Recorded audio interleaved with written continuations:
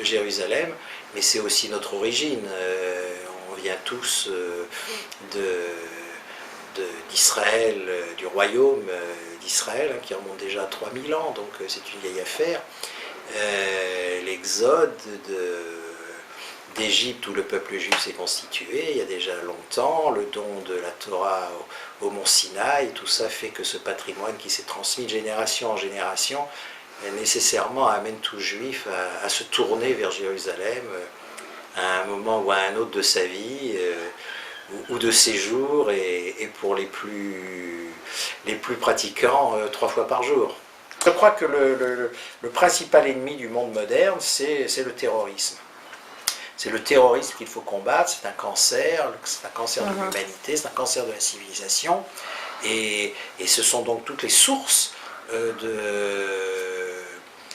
du terrorisme qu'il faut combattre et anéantir pour vivre dans un monde civilisé.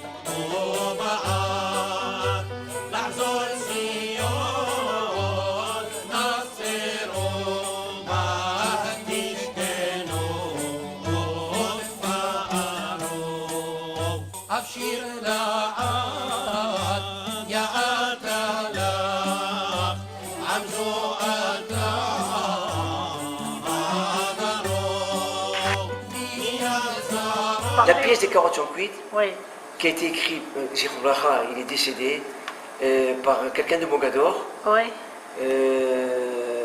Et cette pièce de théâtre, elle avait été... Comment il s'appelle? Je ne me souviens pas du nom, c'est pas grave. Peut-être qu'à la fin de l'interview, je te dirai qui c'est, parce qu'on l'avait rencontré au Canada.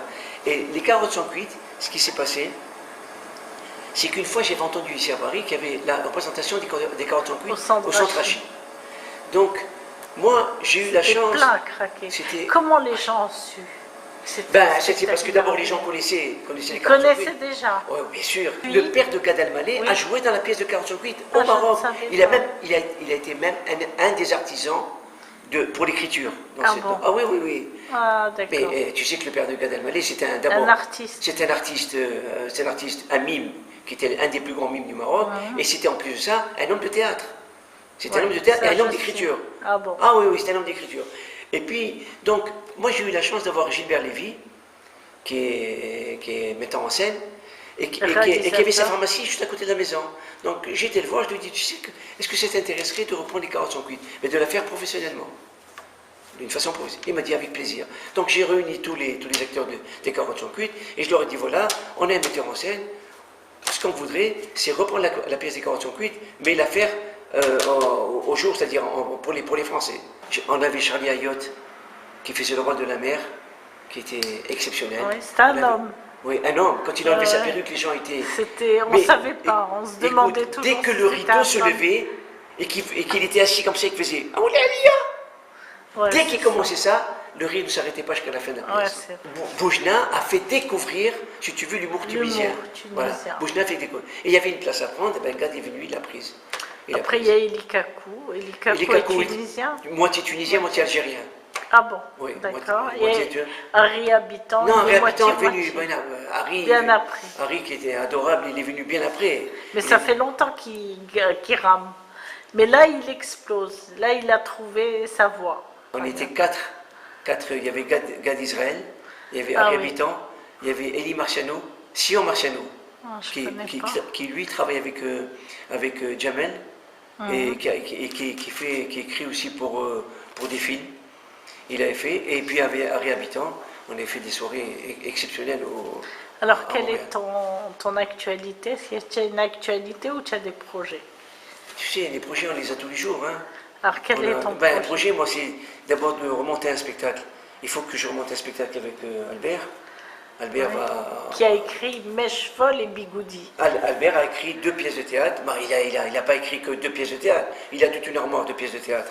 Donc, et c'est pour moi, lui, il ne veut pas qu'on en parle. Mais pour moi, c'est un génie de l'écriture. Ça, il peut, oui. Et il faut savoir une chose, c'est qu'on a fait la radio pendant 5 ans, à Radio Shalom, qui s'appelait Le Rire à l'œil. Donc, Albert Maman, c'est lui qui écrivait les textes.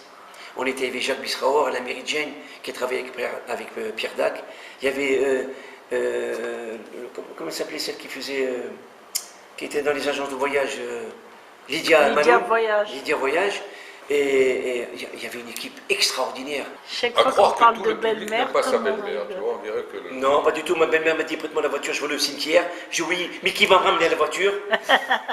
Mais des belles-mères, il y en a plein d'histoires. Tu sais qu'au Mela de Rabat, le Mela, c'est un peu la Hara de Tunis. Ouais, au Mela, il y a une belle-mère qui est la Hara à Tunis. Voilà. Je te parlais de la Hara à Tunis. Oui.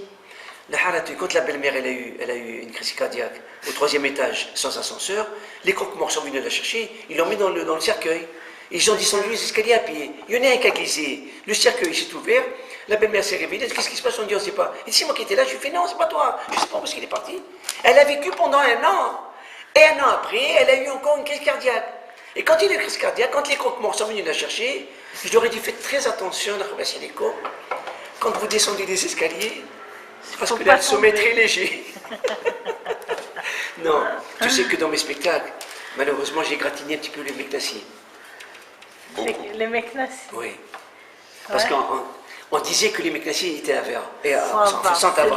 Et non, écoute, je le dis devant la caméra, c'est pas vrai, ce ne sont pas des gens avares. Simplement, on a raconté l'histoire sur les Meknassi. Pourquoi? Parce que quand tu racontes une histoire sur les Meknassi, les gens rient. Si je prends la même histoire, je la raconte sur un Marrakchi ou sur un Fassi, ça ne marche pas. Sur un Meknassi, ça marche. Mais c'est pas pour ça qu'ils sont pas généreux. Ils sont très, très généreux. Voilà. Ah bon? Moi, je te dis qu'ils sont très généreux. Où ça? Où tu as vu ça? Où j'ai vu ça?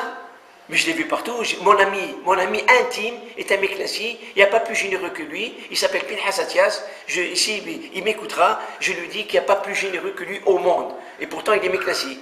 Mais je te dis, tu sais qu'il y a un Meknassi, il a vu un type en train de jeter des graines. Il lui dit, qu'est-ce que tu jettes? Il dit, tu vois, ces graines que j'ai achetées très cher, je plante des pastèques. Il dit, ça marche? Il dit, ça marche très bien. Le lendemain, il avait le Meknassi, lui aussi, il faisait comme ça. Il dit, qu'est-ce que tu fais? Il dit, moi aussi, je jette des graines. Il dit, tu jettes des graines? Mais tu jettes rien. Il dit, moi, c'est des pastèques sans pépins. un mot, voilà. Quelqu'un, il va me parler d'une dent, je vais lui raconter l'histoire sur une dent. Sur la dent, sur les yeux. Parce que tu sais que les Tunisiens préfèrent être dentistes que ophtalmo. Ah bon? Pourquoi? Parce qu'ils préfèrent soigner 32 dents que 2 yeux.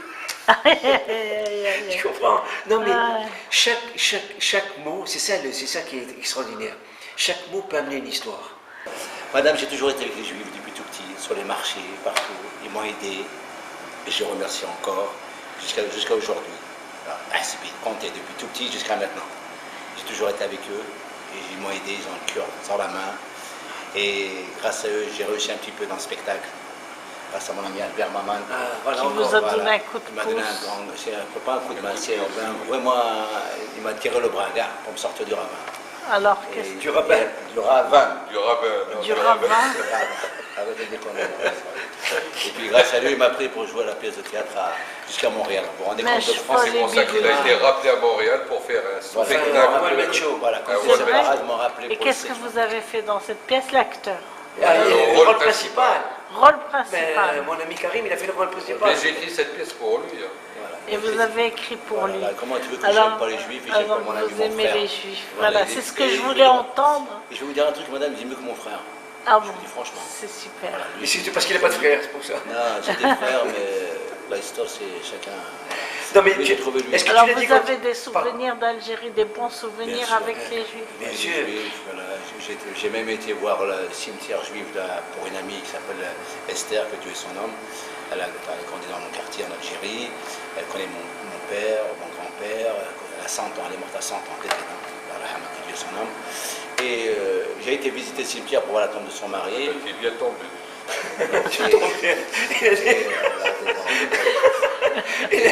Moi j'ai vu, tu sais, des pompes funèbres, Farga, des pompes funèbres.